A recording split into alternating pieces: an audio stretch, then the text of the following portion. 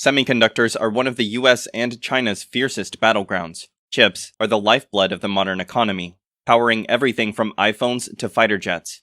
They are also critical to unlocking future technological breakthroughs.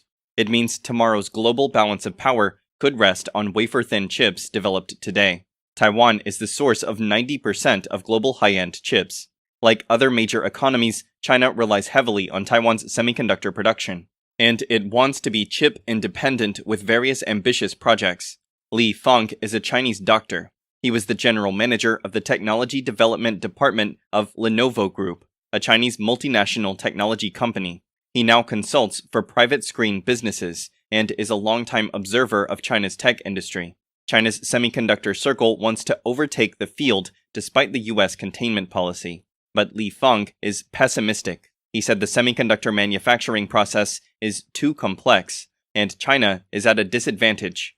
For example, two chip giants, TSMC from Taiwan and SMIC from China, were founded around the same time, but TSMC from Taiwan has achieved the most advanced process of 3 nanometers, or even 1 nanometer, while SMIC from China has stayed at the mid-level process of 14 nanometers.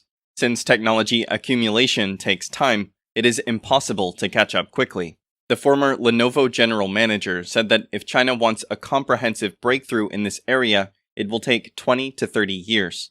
In 2015, China set up a Made in China 2025 strategy. China wants to be 70% self-sufficient in high-tech industries.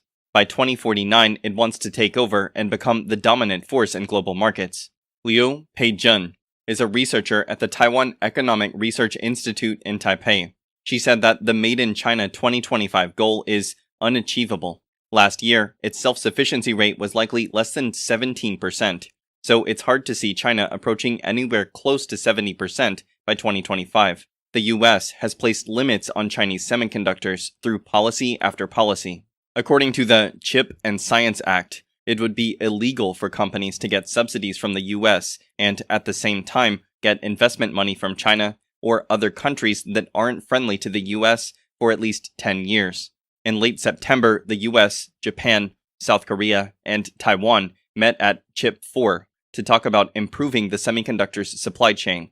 Earlier this week, the US was getting ready to put in place sweeping export controls to make it harder for China to get semiconductors and equipment for making chips for supercomputers and other military uses.